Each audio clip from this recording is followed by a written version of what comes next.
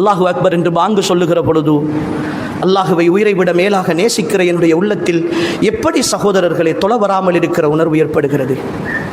தொழுகையை விட்டால் கவலை கூட இல்லாமல் இருக்கிற ஒரு சமுதாயமாக இருக்கிறோமே. ஒரு நேர தொழுகை தவறிவிட்டதே என்பதை வெறும் ஒரு சாதாரண விஷயமாக கடந்து போகிறோமே. புரிந்து கொள்ளுங்கள் ஈமானிய உறவுகளே, ஒரு நேர தொழுகை அது கடமை என்று தெரிந்து தொழ வேண்டும் என்ற உணர்வு இல்லாமல் அது கலாவாகி போகுமாக இருந்தால், அந்த கலாவாகிற நேரத்தில் அடுத்த வக்து நுழைந்து உங்களுடைய மௌத்து வருமாக இருந்தால் அல்லாஹ் பாதுகாக்க வேண்டும். அப்படியான ஒரு சகோதரன் காபிராக மரணித்து போகிறான்.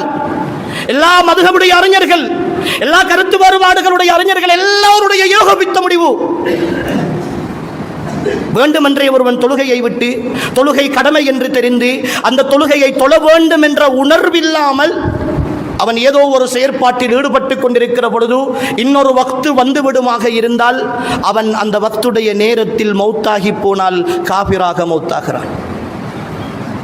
எத்தனை தொழுகைகள் தவறி போயிருக்கும். சுபஹ் தொழுகை சுப்ஹானல்லாஹ், பெரும்பாலான ஈமானிய சமுதாயம் மறந்து போன ஒரு தொழுகை. வாழ்க்கையில் பரக்கத்தே இருக்காது உறவுகளே, வாழ்க்கையில் பரக்கத்தே இருக்காது.